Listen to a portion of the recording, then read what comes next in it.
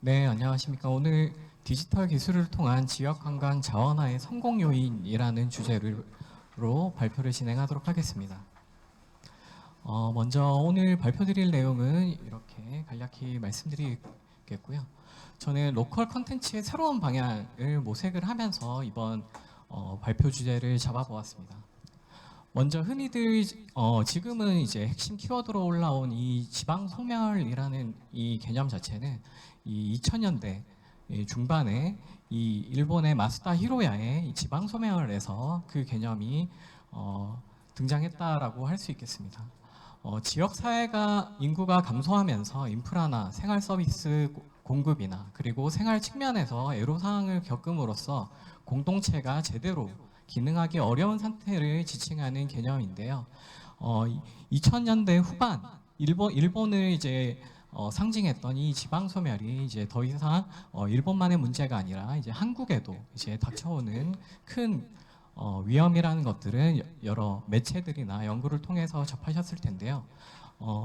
고용정보원은 이 감사원에서 이제 진행한 이러한 그 가정을 했을 때 2017년에는 인구 소멸 지역이 이제 극소수에 불과하지만 2047년을 기점으로 크게 이제 229곳의 지역이 사라질 위험이 있다라고 발표를 하고 있습니다.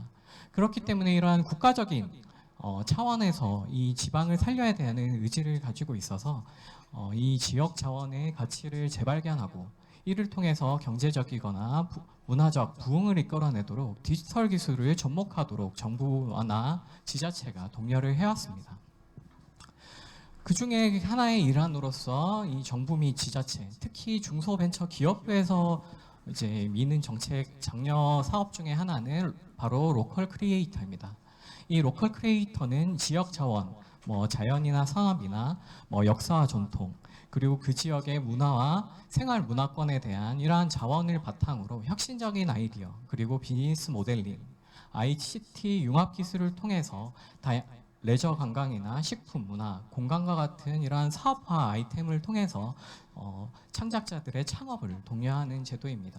그만큼 이 공공의 영역에서 지역을 새로운 기회의 공간으로 포착하려는 청년들을 대상으로 그냥 단순히 이 물질적인 재화를 통한 창업이 아니라 그 지역의 자원을 관심 있게 바라보면서 지역과 사람이 공생할 수 있는 가치를 추구하는 이러한 제도들을 적극적으로 장려한다는 것들을 알 수 있습니다.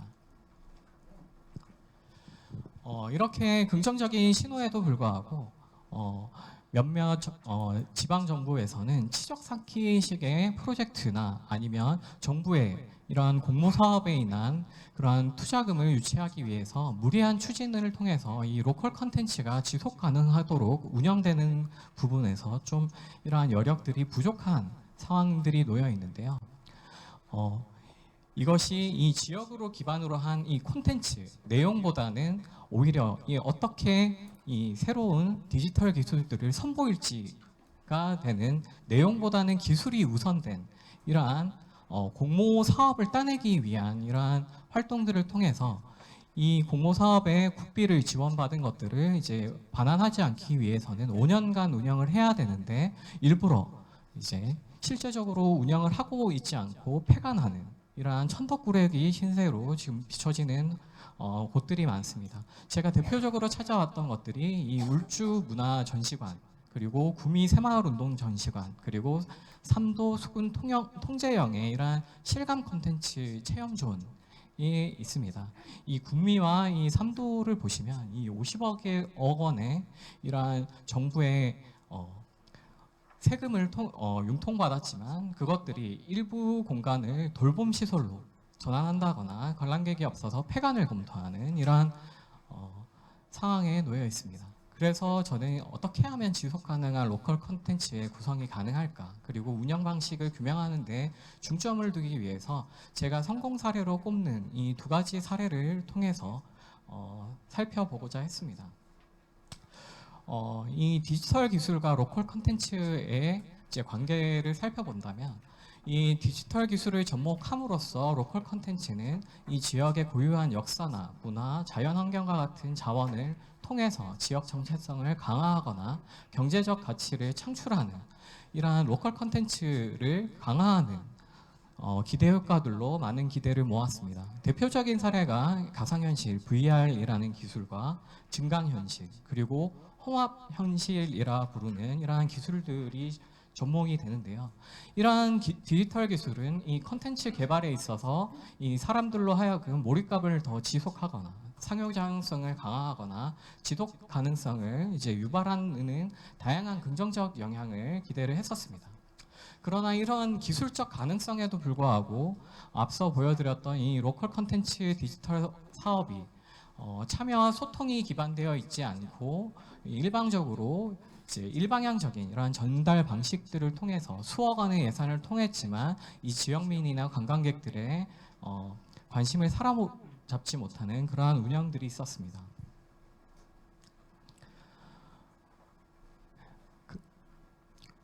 저는 이제 이 로컬 컨텐츠를 어떻게 지속 가능하게 만들어내느냐의 관점에서 저는 게이미피케이션과 인터랙티브 스토리텔링을 같이 접목하는 형태가 바람직하다라고 할 수 있겠습니다.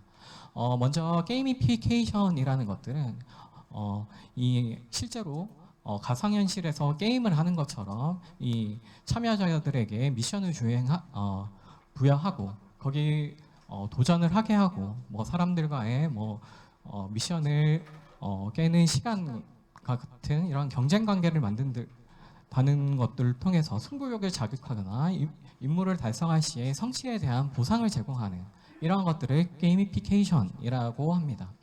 이 과정에서 친구를 초청하거나 SNS에 공유하는 등의 다양한 상호작용을 하면서 사용자들에게 몰입감을 작동하게 하는 원리가 작동하게 하는데요. 매슬로의 5단계 욕구 중에서 이 사회에서 인정받고 싶은 욕구, 그리고 존경과 그리고 자아 실현 욕구가 이 게이미피케이션 개념과 가장 밀접한 연관이 있다라고 할 수 있겠고요. 지금은 SNS의 챌린지로 우리에게 익숙하긴 했지만 이렇게 좋아하는 노래들을 다양한 사람들과 직접 해보는 이런 능동적인 문화 콘텐츠 소비자로서의 이런 활동들이 오히려 콘텐츠의 몰입감들을 더욱 더하는 개념이 될 수 있다라고 할 수 있겠습니다. 단순히 미션만 주어지고 보상만 한다고 해서 가능할까요? 저는 지속 가능한 이 로컬 콘텐츠의 개념에서는 이 인터랙티브 스토리텔링의 개념이 반드시 접목이 돼야 된다라고 할 수 있겠습니다. 특히나 이 인터랙티브 콘텐츠라는 것들은 이용자 선택에 따라서 전체적인 콘텐츠의 진행 방향이나 결말이 달라지는 콘텐츠를 말합니다. 이것들은 이 넷플릭스와 같은 계정 안에서도 이 사용자의 이러한 성향들을 이제 보존할 수 있는 이러한 개인 맞춤형 플랫폼이 등장함으로써 가능해졌다라고 할 수 있겠습니다. 여기 넷플릭스의 콘텐츠를 보시면 블랙미러 벤더스네치라는 컨텐츠는 상영 시간이 1시간 반 분량밖에 되진 않습니다. 그러나 오른쪽에 보시면 인터랙티브 스토리텔링이라는 개념도를 일부 가져온 건데요. 이 선택에 따라서 옵션이 나뉘고 종국에는 이 결말이 여러 가지 형태들로 나열된다는, 예전에 생각하시면 게임북을 생각하시면 됩니다. 분기점마다 어떤 선택지를 하느냐에 따라서 우리가 보는 페이지가 달라지고 결말이 달라지듯이 이 1시간 반짜리의 상영 시간에도 불구하고 모든 선택지를 경험하려면 5시간 20분이라는 컨텐츠의 소요 시간이 듭니다. 그만큼 일반형적이고 반선형적인 이런 컨텐츠의 스토리텔링보다는 한 사람들이 이 스토리텔링을 다양한 옵션을 통해서 다양한 결말로 했을 때 하나의 결말로 컨텐츠를 완전히 소비했다는 게 아니라 다음에 왔을 때는 다양한 선택지들로 컨텐츠를 누릴 수 있다라는 측면에서 이러한 인터랙티브 스토리텔링도 함께 결합돼야 된다라고 할 수 있겠습니다.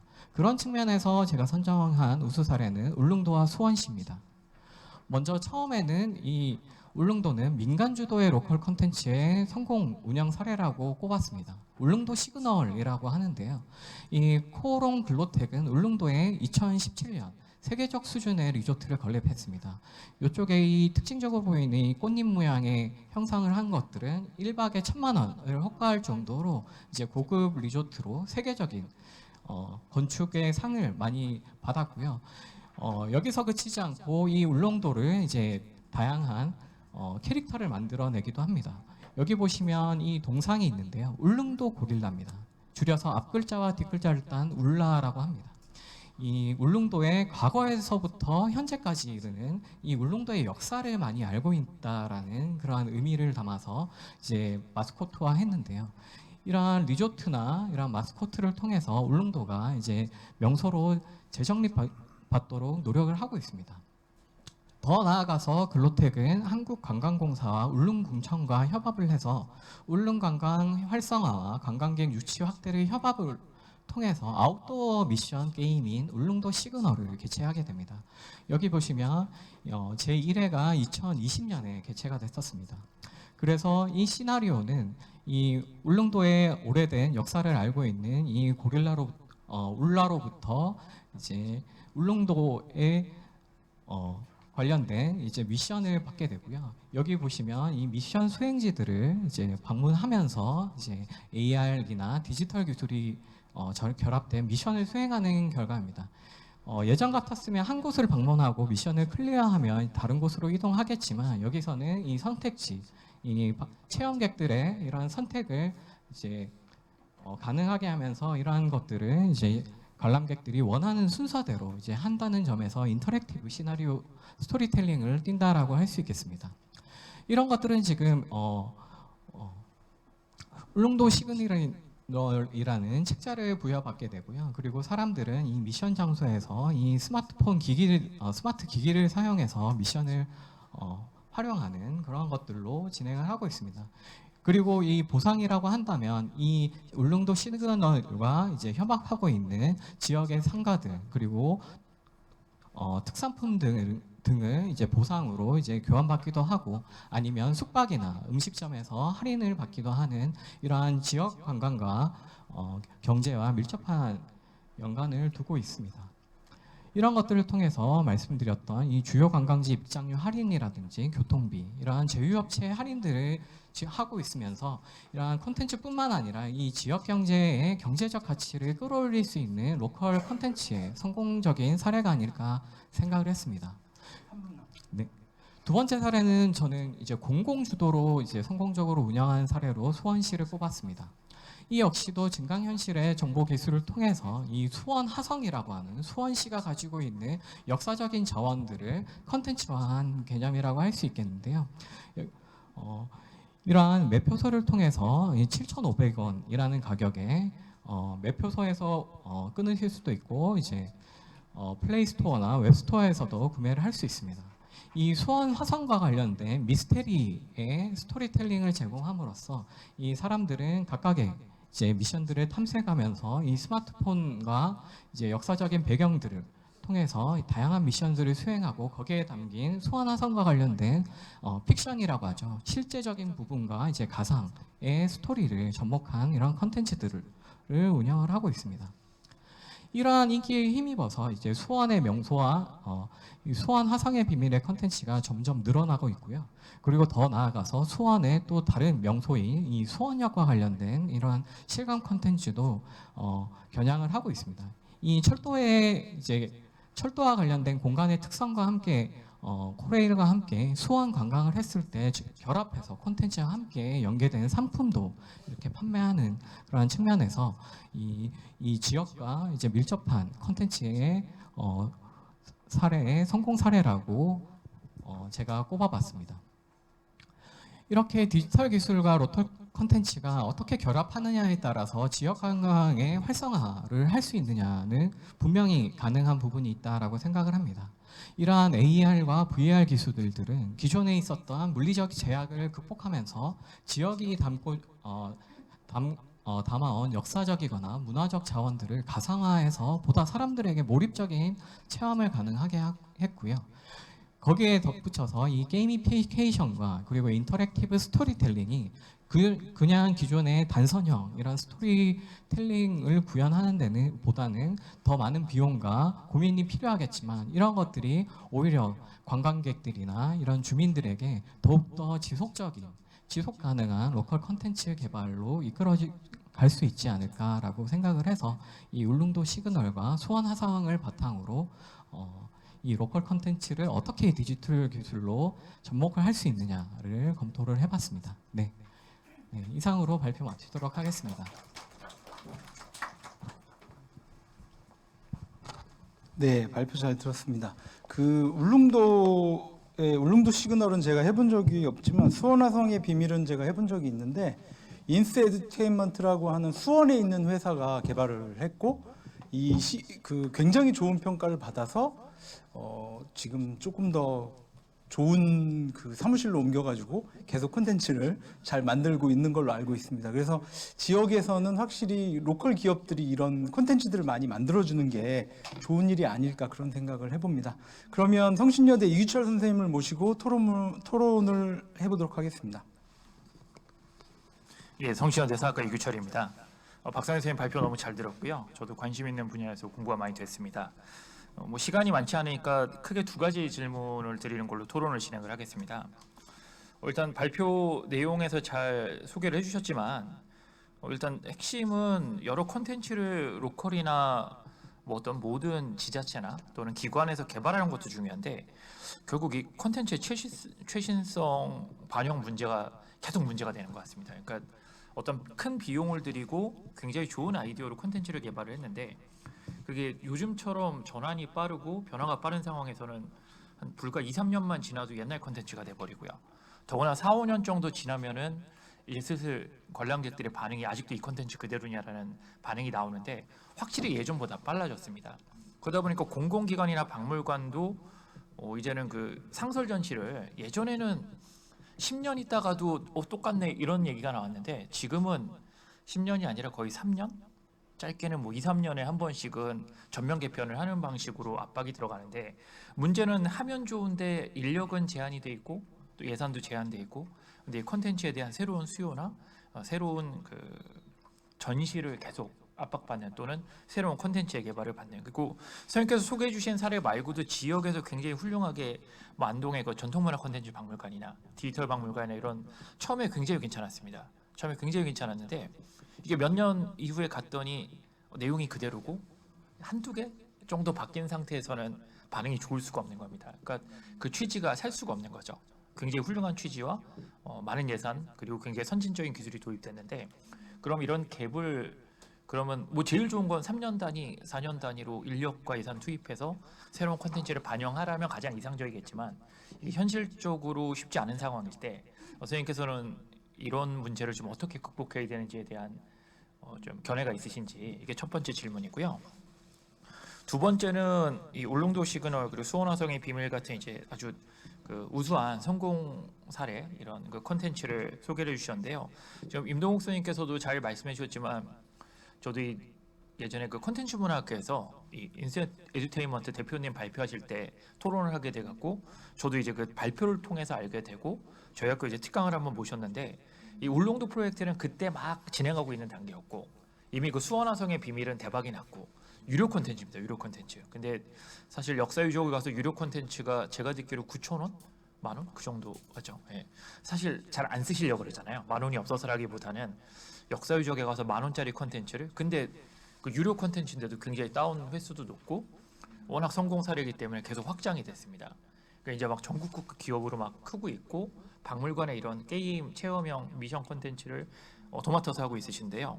근데 제가 이 말씀을 드린 이유는 당연히 이제 성공 사례니까 소개를 해주셨을 텐데 이제 울릉도 시그널의 경우에는 코오롱 같은 좀 대기업의 기획이 같이 들어가면서 여러 가지 그 환경이 리조트 사업과 여행 사업이 맞물리면서 조금 더 그 환경이 좋았던 부분이 있고 그 수원 화성은 잘 알고 계신 것처럼 꼭 이 AR 게임 콘텐츠까지 오지 않더라도 기초 단계 역사유적이나 문화유적으로서 이미 대성공 사례고 그러니까 역사뿐만이 아니라 도시재생으로 가도 수원의 이 화성이나 화성행궁 그리고 주변의 개발 사례는 그 대한민국에서 가장 성공 사례로 언급되는 대표적인 사례인데 여기에 더 확정이 된 거죠. 그러면 다른 지역에선 이런 수원 화성 같은 아주 그 킬러급 콘텐츠를 안 갖고 있는 그런 문화유적이 없는 지역들이 많을 텐데 그러니까 수원 화성에서부터 게임 콘텐츠를 개발하는 환경과 아예 그런 많은 분들이 관광객들이나 시민들조차 많이 찾지 않는 문화 역사 유적을 또 하나의 그 콘텐츠로 개발하는 문제는 당연히 여건이 다를 수밖에 없다고 생각을 하는데 이런 부분의 격차에 대해서는 선생님께서 어떻게 생각을 하시는지 이 두 가지를 여쭤보고 싶습니다. 네, 첫 번째 말씀을 주셨던 이 로컬 컨텐츠의 최신성 반영 문제와 같은 경우에는 그래서 이제 제가 생각했던 것들은 인터랙티브 스토리텔링을 그나마 이제 적용을 반드시 같이 하는 것들이 중요하지 않나라고 생각을 했습니다. 이 사람들이 소원 화성의 비밀과 같은 경우에는 풀리지 않는 비밀에 대해서 해답을 이제 인터넷으로 찾아보는 경험들이 있더라고요. 그런데 울릉도 시그널 같은 경우에는 그런 것들보다는 오히려 어떻게 체험하면 좋은지에 대한 그런 관련 방안들이 좀 많았습니다.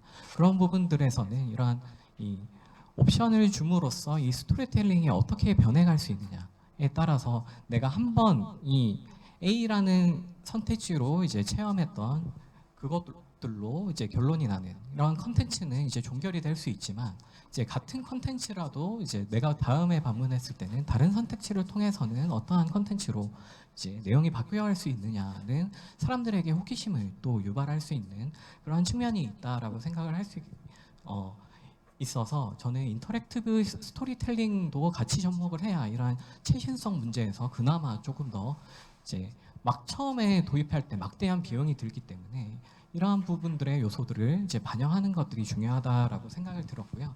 이 두 번째로 말씀하셨던 이 수원 화성에 대해서는 그 부분에 대해서는 말씀해주신 부분이 저희가 인사이트가 됐던 것 같습니다. 향후에 논문으로 발전시킬 때 그 부분들을 접목할 것 같고요.